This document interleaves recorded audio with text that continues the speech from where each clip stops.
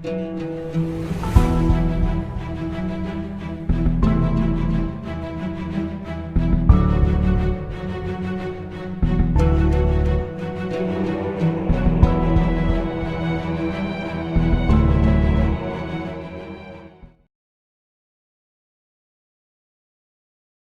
सिर्फ 70-80 साल का जीवन है, और 70-80 साल में हमारे पास इतना समय नहीं है। बहुत अच्छी कहावत अंग्रेजी में है कि when we don't have enough time to love people, how can we find time to hate people? इस कहावत से मैं ये बात में, ये प्रवचन में फेज 2 पे आ रहा हूं कि जब व्यक्ति के साथ संबंध की बात करते हैं, हमारे परिवारजन हो, हमारे मित्र मंडल हो, हमारा सोशल सर्कल हो, उसमें प्रथम बात ये सीखनी है, प्रथम अभिगम, जिसके साथ जितना भी अपना व्यवहार हो, छोटा मोटा, कम ज्यादा, जिस प्रकार का व्यवहार हो, लेकिन उसमें हमें सीखना ये है कि when I don't have enough time to love them, how can I find time to hate them? उनको प्रेम करने के लिए मेरे पास काफी फुर्सत नहीं है, ज्यादा समय नहीं है, तो उनके प्रति नफरत दोहराने में, उनके प्रति घृणा पैदा जो मेरे हृदय में मैं करता हूं व्यक्त करने में, मुझे कहां से समय मिलेगा और कैसे समय मिल सकता है? लेकिन हम तो 24 घंटा यही करते हैं, वो ऐसा है, वो तैसा है, उसने ये गलत किया, उसने ये संबंध ठीक नहीं रखा, वो जरा अभिमानी है, वो जरा अपना एटीट्यूड दिखाता है, पहले तो पैसे नहीं थे, अब पैसे आ गए तो बहुत घमंडी बन गया है। अपने घर में आए थे बैठने के लिए, लेकिन थोड़ी मिनट में चले। हम उनके घर गए थे बैठने के लिए, लेकिन ठीक तरह से अपना स्वागत नहीं किया, रिस्पॉन्स नहीं दिया। उसकी शादी में हम गए थे, लेकिन शादी में ठीक तरह से हमारे साथ बर्ताव नहीं किया, हमारी जैसी कोई गिनती नहीं थी, ऐसे ही वो घूम रहा था। ये तो मैंने आपको 5, 7, 10, 15 प्रसंग बताए, विचार बताए। इस प्रकार के ही विचार हमारे संबंध में पूरे दिन हमारे चलते रहते हैं।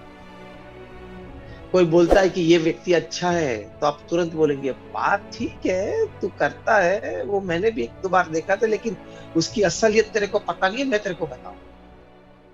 वाह भाई साहब, सभी की असलियत आपको ही पता है। तो हमेशा अन्य के अभाव और अवगुण देखते रहेंगे तो आप जीवन में कभी नहीं सुखी होंगे। जिन व्यक्तियों के साथ आपको निरंतर रहना है, जिन व्यक्तियों के साथ आपको हमेशा काम करना है, उन सभी व्यक्तियों के प्रति आपको हमेशा सद्भाव की प्रेरणा अंदर से प्रकट करती रहनी है।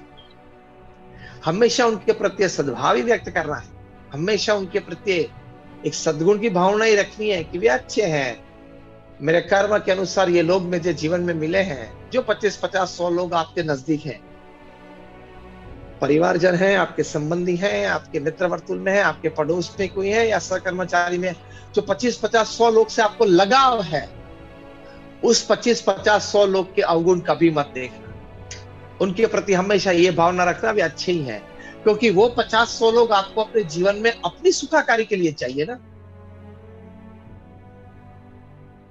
समझ लो कि जो 50, 100 लोग के जिनके प्रति आपको प्रेम है, जिनके साथ आप अपने जागृत अवस्था के 90% समय आप बिताते हो, उस व्यक्तियों के प्रति आपको अभाव अवगुण हृदय में आ गया, तो अब जियोगे कैसे? पैसे होने के बावजूद भी, बड़ा अच्छा आलीशान मकान होने के बावजूद भी, आपका स्वास्थ्य अच्छा होने होगा, उसके बावजूद भी आप अपने जीवन में सुखी नहीं रह पाओगे, क्योंकि आपको अपने आसपास जो निरंतर व्यक्ति हैं, जो आपके संबंधी और मित्र हैं, जिनके साथ आप 90% समय आपके जीवन का व्यतीत करते हो जागृत अवस्था में, उसके प्रति आपको अवगुण है। तो उसमें अभिगम क्या सीखना है, एटीट्यूड क्या सीखना है? ये 50 लोग, ये 100 लोग जो मेरे जीवन में मुझसे नजदीक है, वो मेरे पूर्व कर्म अनुसार मुझे मिले हैं, भगवान की कृपा से मिले हैं। वे सभी अच्छे हैं, सभी कोई मेरी मदद कर रहे हैं। उनके जीवन में जब मदद की जरूरत होगी तो मैं भी मदद करूंगा। मुझे उनके प्रति प्रेम है, उन सभी को मेरे प्रति भी प्रेम है। इस प्रकार के ही विचार आपको करने हैं और इस प्रकार के विचार से ही आप अपने संबंधों में सुखी रह पाओगे।